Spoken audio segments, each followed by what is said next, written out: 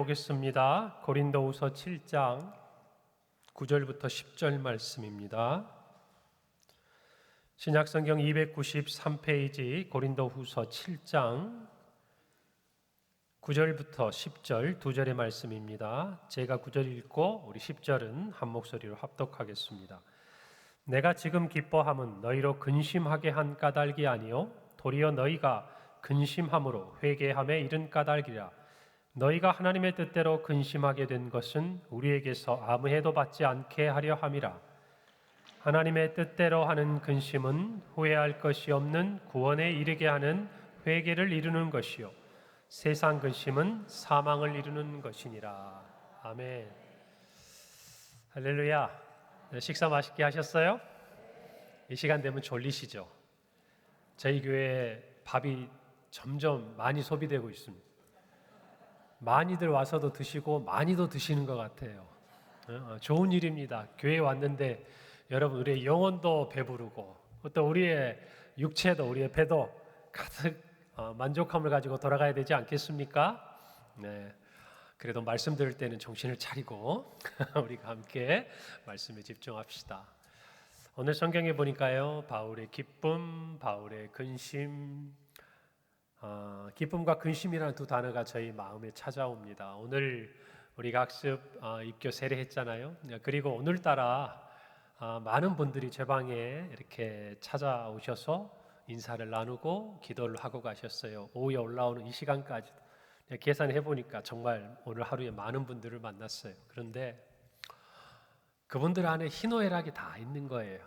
어떤 분들은 자녀의 결혼식을 마치고 기쁜 마음으로 함께 만나는 얼굴도 있고, 또 어떤 분들은 가족의 장례를 마치고 오셔서 위로를 나누고 함께 교제하고, 또 어떤 분들은 육체의 큰 질병으로 인해서 치료를 시작하면서 함께 힘을 주고 기도하는 그런 시간들이 있었고, 그 외에도 여러 가지 자녀로 인해서 마음 아파하고 힘들어하는 문제들, 또 새로운 진로 앞에서 또 함께 기도하고 하나님의 은혜를 구하는 모든 것들, 오늘 참 많았네요. 그 모든 것들을 보는데 우리의 모든 희노애락이 다 그 안에 있는 거예요. 그렇지 않습니까? 우리가 살아가면서 기쁠 날만, 또 즐거울 날만 있겠어요? 그런다고 해서 꼭 슬프고 고통스러운 날만 있겠습니까? 아니죠.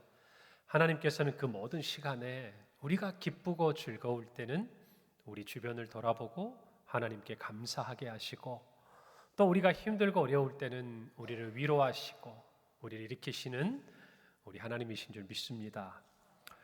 오늘 바울은요, 기뻐하기도 하고 본인이 가졌던 근심도 있었다고 이야기합니다. 바울의 근심과 기쁨에 대해서 우리가 이해를 하려면요, 이 고린도 후서잖아요. 그러니까 바울과 고린도 교회 가운데 도대체 어떠한 일이 있었는지를 좀 이해해야 바울이 무엇 때문에 근심하고 무엇 때문에 기뻐하는지를 우리가 좀 알 수가 있겠죠. 바울은 총 고린도 교회 3번을 방문했어요. 그리고 4번의 편지를 씁니다. 목사님, 제가 아는 고린도전서는 전후서인데요, 1, 2, 3, 4서가 아니라, 여러분 성경에 보면 바울이 쓴 4개 편지가 다 소개되고 있지는 않아요. 또 성경으로 자리 잡지는 않습니다. 바울은 2차 전도 여행 기간에 처음으로 고린도에 방문해요. 그리고 약 18개월을 그곳에 머뭅니다. 그리고 3차 전도 여행 중에 고린도에서 에베소에서 2년 동안 사역을 하는데, 이때 어떤 소식을 듣게 되냐면 고린도 교회에 여러 문제가 있다는 소식을 들어요. 그래서 고린도 교회 편지를 2통을 씁니다. 우리가 알고 있는 고린도전서는 바로 2번째 편지예요. 이 첫 번째 편지에 대한 기록이 내용이 뭔지는 모르는데 이 성경 안에 기록이 되어 있거든요. 그리고 고린도전서를 쓰면서 바울은 너희들에게 이런 문제가 있으니 내가 고린도에 방문해서 이와 같은 일들에 도움을 주겠다라고 이야기를 했는데, 여러 상황상 바로 실현되지는 못합니다. 그때 바울이 디모데를 통해서 이제 고린도 교회 상황을 듣는데 더 심각해지는 거예요. 바울을 반대하고 또 교회를 어지럽히는 사람들이 교회에 나타났습니다. 문제가 더 많아졌어요. 어쩔 수 없이 바울은 2번째 고린도에 방문을 합니다. 그런데 이때 방문 결과가 좋지가 않았어요. 갔는데 이 바울을 반대하는 사람들에게, 야, 네가 무슨 사도야? 너는 말도 제대로 못하고 생긴 것도 권위도 별로 없고 굉장히 자신의 어떤 지도자로서의 어떤 그 위치에 공격을 많이 당하고 여러분 많이 상처를 받아요. 그리고 나서 이 두 번째 방문을 마치는데 여러분 바울이 이 두 번째 방문을 하고 난 다음에 얼마나 마음이 힘들었겠습니까? 더군다나 이 교인들이 앞서서 주도하는 사람들이 그러더라도 여러분 생각해 보세요. 바울로 인해서 고린도 교회가 정말 그와 같이 세워지고 또 고린도 교회 안에서 바울로 인해서 정말 바울을 따르는 많은 사람이 있었는데 여러분 그거 아세요? 바울이 이렇게 공격을 당하는데 어느 누구도 안 도와준 거예요. 어느 누구도 바울에게 힘이 되어주지 않은 거예요. 그러니까 바울이 완전히 깨져가지고 여러분 인간적으로 생각해 보면 얼마나 배신감이 들겠습니까? 물론 내가 값없이 아무 대가 없이 바라고 나누어주고 전한 복음이지만 그 복음이 흔들릴까 봐 내가 찾아가서 위로해 줬는데 오히려 자기를 반가워해주고 자기에게 힘을 실어주고 다시 뭔가 자기 말에 따라서 교회가 회복되는 게 아니라 오히려 자기를 배척하고 그 힘든 마음을 가지고 바울은 에베소로 돌아와요. 그리고 나서 고린도 교회에 다시 마음을 다잡고 아주 엄하게 경고하고 책망하는 편지를 씁니다. 이게 세 번째 편지, 이걸 써서 디도편에 보냅니다. 이 서신에서 바울은 고린도 교회를 향해서 자기의 마음을 전해요. 여전히 사랑하는 마음, 그들이 회개하는 마음, 그리고 그 반대하고 교회를 어지럽히는 사람들을 벌하고 그들로부터 돌아서라고 얘기를 합니다. 자, 그리고 나서 얼마나 궁금했겠어요. 내가 보낸 이 편지를 받고 그들이 어떤 반응을 보일까, 고린도 교회 성도들이. 그래서요, 드로아에 가서 디도를 찾아 이 마게도냐 지방까지 이르릅니다. 거기서 디도가 바울을 반겨줍니다. 그리고 나서 정말 바울이 기뻐할 만한 소식을 줍니다. 그게 뭐냐면 바울을 반대하고 교회를 어지럽히던 사람들, 그 사람들이 정말 떠나가고 또 돌이키고 그리고 이 고린도 교회가 다시 회복이 되고 다시 바울을 그리워하고. 여러분 이 소식을 디도에게 들어요. 여러분 그러니까 이 바울의 마음이 어떻겠습니까? 이 말을 듣기 전과 후가 하늘과 땅만큼이나 차이가 있지 않겠어요? 정말 내가 편지를 전하고 나서 지금처럼 뭐 바로 실시간 확인할 수 있는 것도 아니잖아요. 그런다 그래서 자기 싫다고 한 고린도 교회 내가 다시 찾아가자니 그것도 애매하잖아요. 여러분 그런데 디도를 통해서 들은 이 소식이 바울에게 정말 기쁨을 준 거예요. 이 소식을 듣고 바울이 고린도 교회에게 쓴 네 번째 편지가 우리가 알고 있는 이 고린도 후서입니다. 그러니까 이 맥락을 보면 바울이 무엇 때문에 근심하고 있고 무엇 때문에 기뻐하고 있는지를 우리가 미루어 짐작할 수 있지 않습니까? 바울의 방문은 이후에 한 번 더 이루어져요. 성공적이었습니다. 바울은 고린도에 석 달간 머물면서 우리가 잘 알고 있는 로마서를 그곳에서 기록합니다.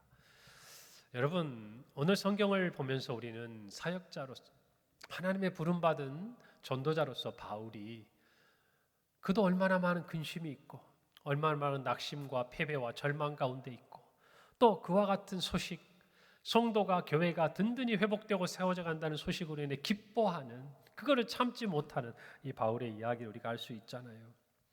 고린도에 돌아와서 여러분 정말 두 번째 방문한 다음에 마음이 어떻다고 제가 말씀드렸죠? 바울이 힘들었다고. 왜? 배척했으니까. 복음의 가르침을 따르지 않았으니까. 그래서 그가 세 번째 엄중히 경고한 편지를 썼어요. 그런데 그거 아세요?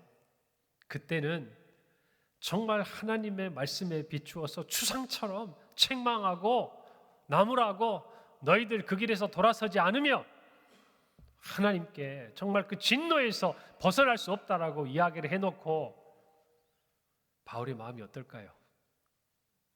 아픈 거예요.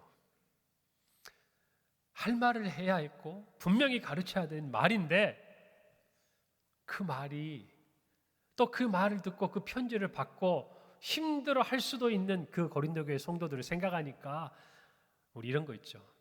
내가 너무했나? 내가 괜히 했나? 내가 그냥 참았어야 하나? 여러분 우리가 자녀를 양육할 때도 그러지 않습니까? 자녀가 뭔가 힘들고 어려운 과정을 지나갑니다. 그럴 때 어때요? 가르치고 권면하고 때로는 나무라고 책망하고 회초리를 들기도 합니다. 여러분, 그런데 회초리를 든 다음에 부모의 마음은 어떻죠? 더 아파요. 분명히 자녀가 잘 되라고 하는 일이지만 그것 때문에 자녀가 아파하고 눈물을 흘리는 걸 보면 부모의 마음이 좋지가 않아요. 오늘 우리가 읽지는 않았는데 바로 8절에 보면요, 그와 같은 바울의 마음이 있습니다. 8절이에요. 그러므로 내가 편지로 너희를 근심하게 한 것을 뭐 했다고 그랬어요? 후회하였으나 지금은 후회하지 아니하면 그 편지가 너희로 잠시만 근심하게 할 줄을 안다 그랬어. 여러분, 부모가 자녀를 교육하기 위해서 회초리를 들고 때렸습니다. 아이가 웁니다. 여러분, 그런데 그 아이가 부모님의 교훈을, 가르침을 잘 받고 그 모습과 그 생활을 버리고 좋은 방향으로 나가면 어때요? 부모의 근심은 사라지는 거예요. 또 아이의 마음에도 상처가 남지 않게 되는 것이죠.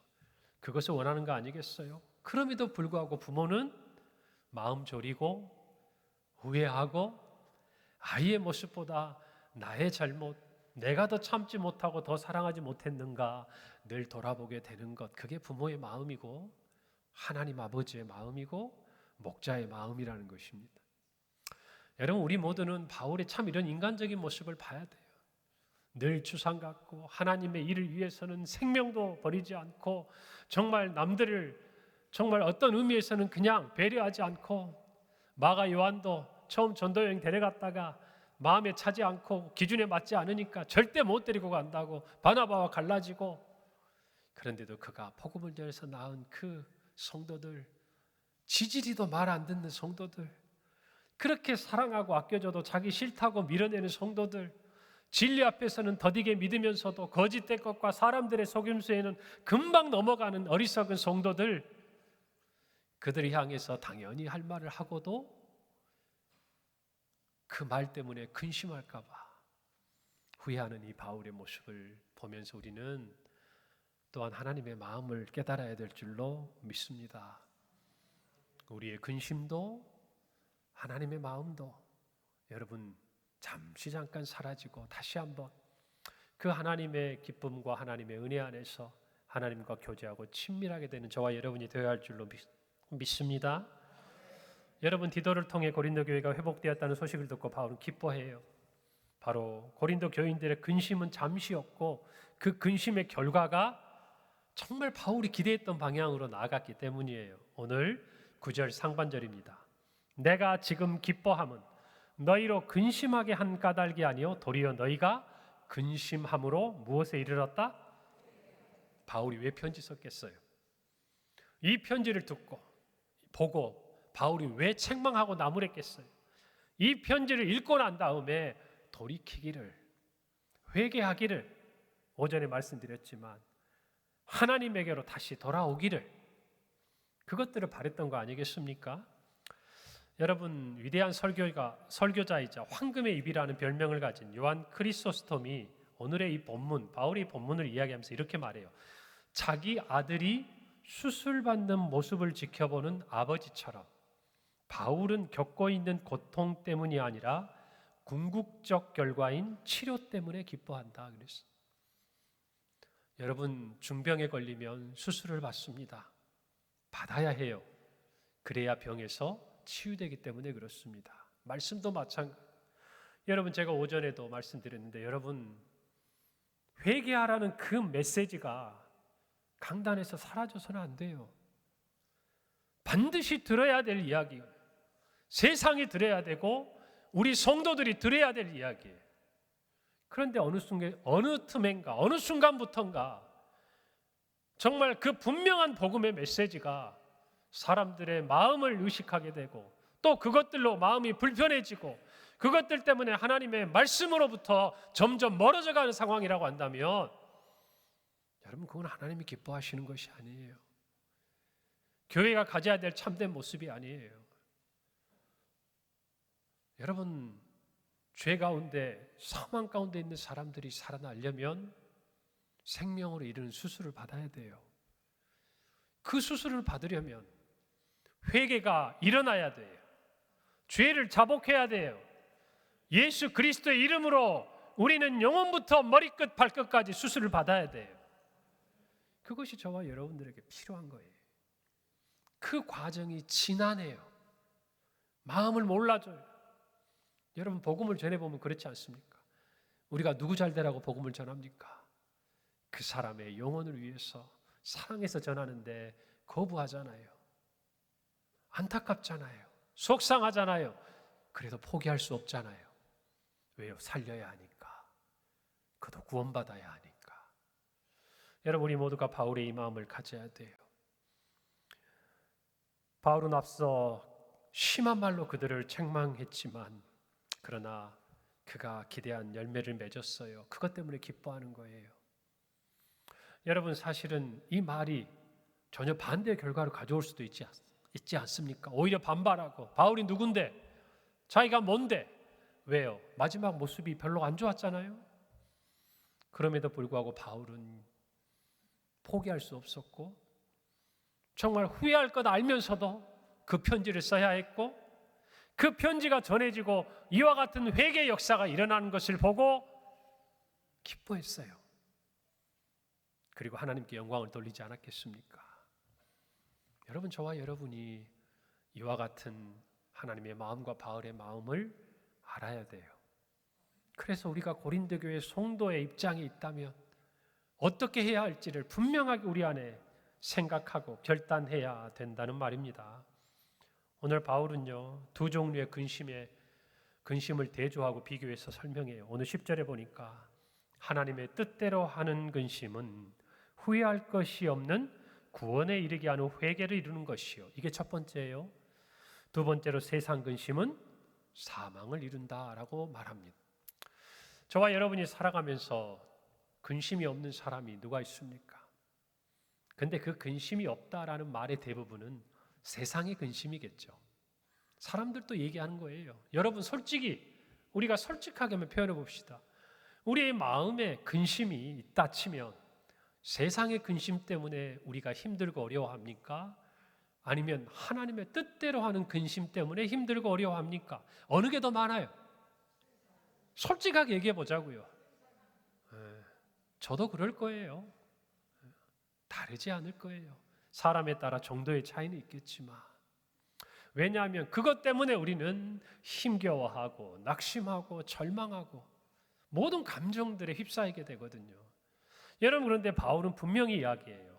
이 근심에는 두 가지가 있는데 하나는 하나님의 뜻대로 하는 근심이고 둘째는 세상 근심이라는 것.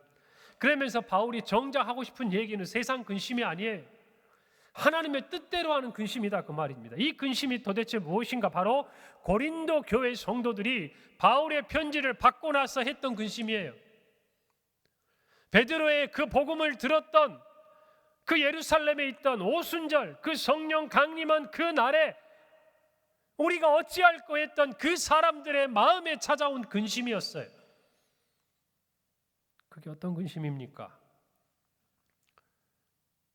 하나님을 의식하는 거예요. 하나님의 뜻을 생각하는 거예요. 욕심대로 하면, 기분대로 하면, 감정대로 하면 바울이 뭐야? 지가 뭔데? 라고 이야기할 수 있는데 그들이 그 바울의 편지를 받아본 순간 성령께서 그들의 마음을 찌른 거예요. 근심하게 한 거예요. 근심하게. 내가 이래서는 안 되겠구나. 우리 교회가 이래서는 안 되겠구나. 우리의 삶이 이래서는 안 되겠구나. 그 근심이 열매를 맺으니까 어떤 열매가 맺히는 거예요? 회개의 열매가 맺히는 거예요. 할렐루야.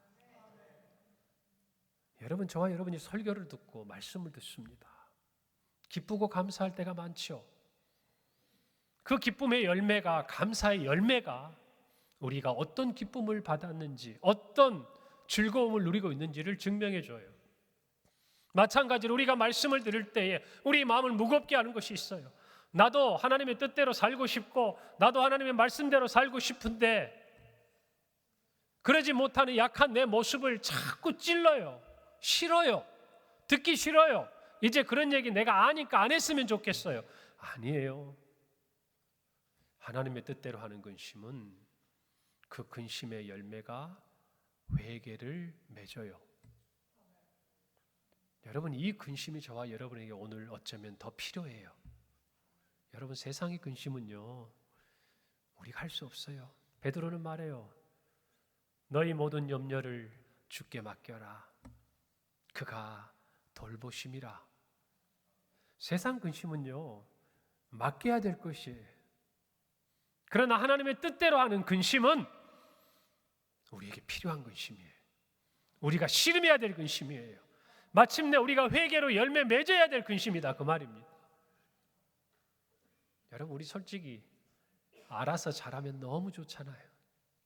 그렇죠? 자녀든 뭐 회사 일이든 교회든 그냥 가만히 놔두는데 알아서 잘 되면 얼마나 좋겠습니까? 근데 그건 잠깐이에요. 애를 써야 돼요. 땀을 흘려야 돼요. 물을 줘야 돼요. 씨를 뿌려야 돼요. 여러분, 그래야 열매가 맺잖아요.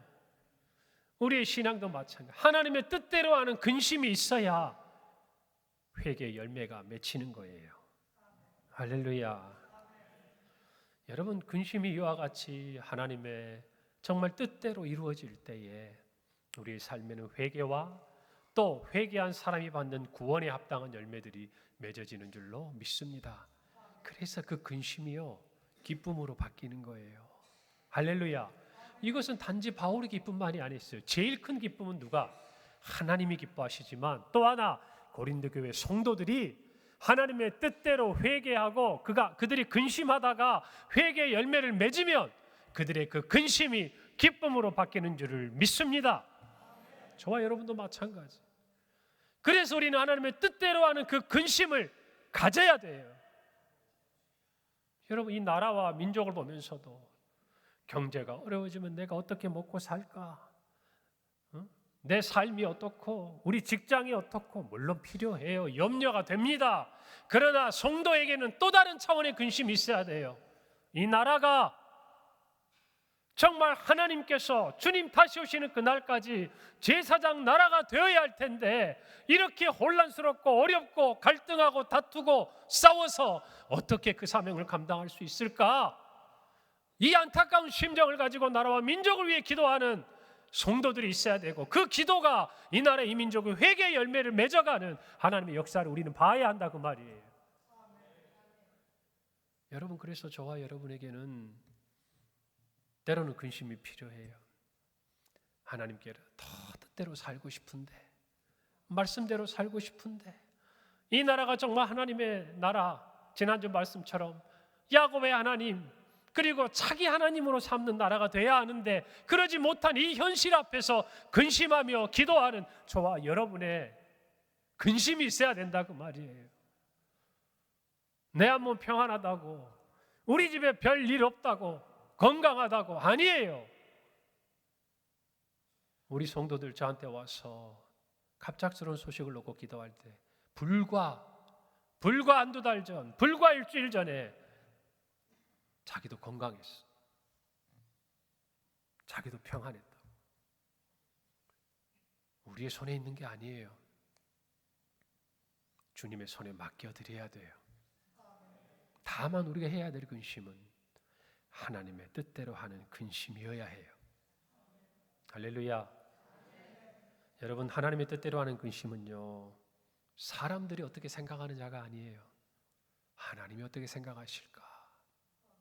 어쩌면 고린도 교회는 그 이전에 사람들을 많이 의식했을 거예요. 우리 성경에 보면 알 수 있잖아요. 은사도 많은 교회였어요. 사람들이 내가 가진 은사를 어떻게 평가해 줄까? 그러다 보니까 서로 자랑하고 싶은 거예요. 그래서 사랑은 자랑하지도 않고 교만하지도 않고. 여러분, 바울이 그렇게 편지를 쓰는 거예요. 여러분, 그러나 하나님의 뜻대로 하는 근심은 사람들을 의식하는 게 아니에요. 누구를 의식합니까? 하나님을 의식해요. 하나님을 의식해요. 그것이 견디지 못하게 해요. 그것 때문에 근심하고 염려해요. 사람들의 기준에 비춰보면 나는 괜찮아요. 옆에 사람들과 보면 내가 더 인격적으로 나으면 낫지 부족하지 않아요. 내가 더 정직한 것 같아요. 내가 더 사람들에게 양보하고 희생하는 것 같아요. 그러나 그 눈을 들어서 하나님의 기준에 놓고 보면 나는 한없이 작고 부족한 거예요. 그것을 아는 사람은 근심하는 거예요. 여러분, 그래서 천국은요, 침노하는 자의 것이에요. 그래서 주님은요, 있는 것까지도 빼앗아다가 가진 자에게 주라고 하세요. 사랑하는 성도 여러분, 우리의 기준이 하나님께 있어야 돼요. 사람을 의지할 거 없어요. 여러분, 우리나라의 지도자들이 무너져 내리는 모습들을 보면서 우리는 늘 느낍니다. 그 이름을 환호하는 수많은 사람들이 있지만 결국 사람은 누가 됐든지 의지할 대상이 아니에요. 철저히 느껴야 돼요. 그래서 우리의 시선을 이 땅이 아니라 그때일수록 하늘에 두고 하나님을 바라보고 이 나라와 이 민족을 위해 기도하는 성도가 되어야 해요. 반대로 근심이 회개로 이어지지 않아요. 삶의 변화가 없어요. 염려는 해요. 근심은 해요. 생각은 해요. 오전에 말씀드린 대로 정서적인 요소는 풍부해요. 그러나 의지적인 요소가 결여되어 있어요. 열매가 없어요. 회개 열매가 없는 거예요. 결국 그와 같은 것들은 다 세상의 근심이요, 언젠가 우리가 이 땅에 생명이 다하고 또 이 땅의 모든 상황이 변하면 사라지고 없어질 것들이 열매가 없다는 것이죠. 사랑하는 성도 여러분, 우리 평강교회는 하나님의 뜻대로 하는 근심이 우리로 하여금 더욱 하나님 앞에 나아가게 하고 간절하게 하고 기도하게 하고 사모하게 하고 회개하게 하고 주님을 더욱 사랑하게 하는 우리 교회가 되기를 간절히 바랍니다.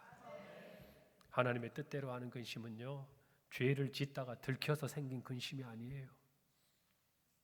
하나님 몰래 죄 지으려고 그랬는데, 하나님 눈 피해가지고 요거 하나만 좀 해보려고 그랬는데 그걸 들켜가지고 어떻게 할까, 그런 차원의 근심이 아니라 내 안에 있는 내재적인, 우리가 가지고 있는 이 본성의 죄와의 씨름과 싸움을 하면서 피 흘리기까지 싸우지 못하는 우리 자신을 바라보면서, 죄의 그 유혹에 때때로 넘어진 우리 자신을 바라보면서 근심하는 걸 의미해요.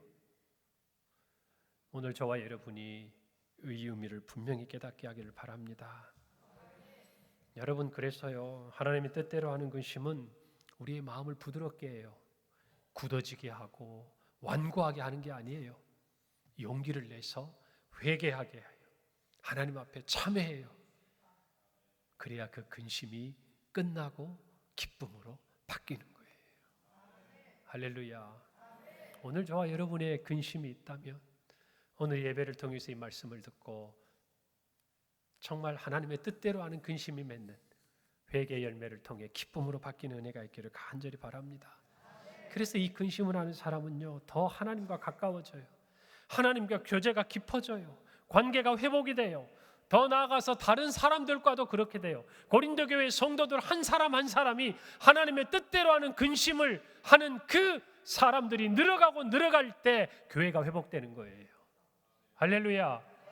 이것이 저와 여러분의 마음에 주시는 오늘 말씀이에요. 오늘 9절에서 하나님의 뜻대로 하는 근심은 회개로 이어진다고 말하지만 10절에서는 한 가지 요소를 더하고 있습니다.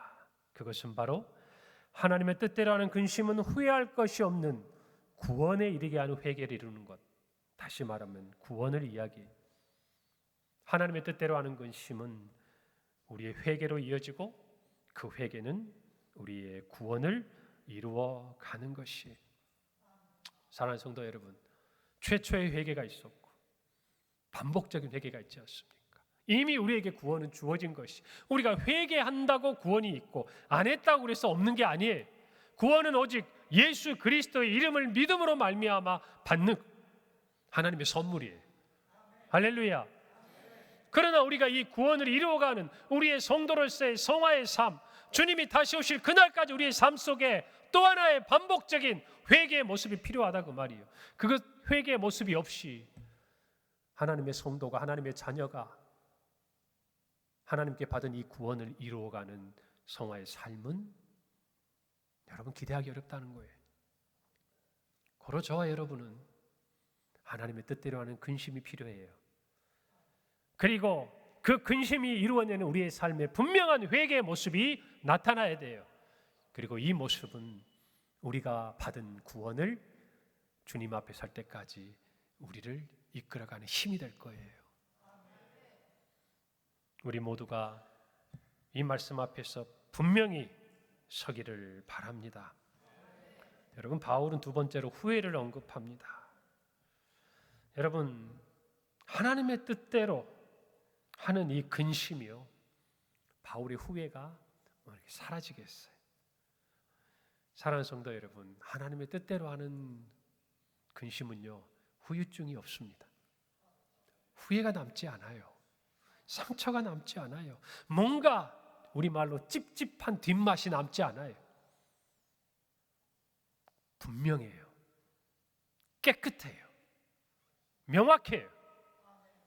여러분, 그걸 아셔야 돼요. 예수님을 가룟 유다가 은30에 팔았습니다. 나중에 자기 무슨 일을 했는지를 깨닫게 돼요. 견디지 못합니다. 후회합니다.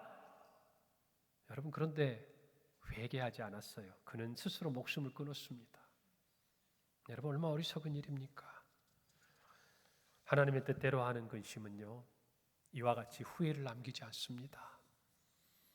반드시 회개를 통해 구원을 이루는 삶을 가져오는 것이에요. 할렐루야. 오늘 저와 여러분이 한번 이 말씀 앞에서 우리 자신에게 물어봅시다. 오늘 우리는 어떤 근심을 하고 있는가? 그리고 그 근심을 통해 나는 무엇을 이루고 있는가? 결국은 사망에 이르게 되는 이 세상의 근심을 잠시 내려놓기를 바랍니다. 그리고 눈을 들어 하늘을 보고 하나님을 보세요. 그리고 내가 하나님 앞에서 부족한 우리 자신의 모습들을 돌아보고 하나님이 주시고 성령께서 주시는 하나님의 뜻대로 하는 근심이 우리 안에 있기를 바랍니다. 하나님이 시작하신 이 일은요, 결코 근심으로 끝나지 않아요. 우리의 회개를 통해서 우리의 구원에 이르는 합당한 열매를 맺을 것이고 우리의 근심을 기쁨으로 바꾸어 주십니다. 그 은혜가 우리 성도들의 삶에 충만하기를 바랍니다. 우리 옆에 분들에게 인사 한번 합시다. 세상 근심 그만하고 하나님 뜻대로 하는 근심합시다. 이렇게 인사 한번.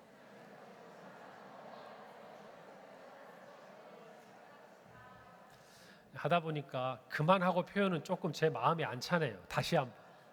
세상 근심 주께 맡기고 하나님의 뜻대로 근심하며 삽시다.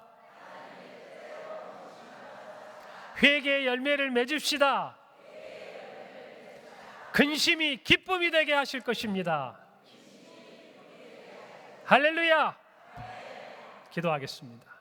하나님 아버지의 은혜를 감사합니다. 오늘 이 오후에 우리의 모든 근심과 우리의 모든 염려가 기쁨으로 바뀌는 놀라운 은혜를 주실 줄 믿습니다. 세상의 근심 주님께 맡깁니다. 다만 주님께서 우리에게 기대하시고 성령께서 우리에게 요청하시는 하나님의 뜻대로 하는 근심을 통해 회개하고 우리에게 주신 구원, 정말 우리가 받은 이 구원을 주님 다시 오시는 날까지 이루어가는 우리 성도들의 삶이 되도록 하나님 붙드시고 지키시고 인도하여 주옵소서. 예수님 이름으로 기도합니다. 아멘.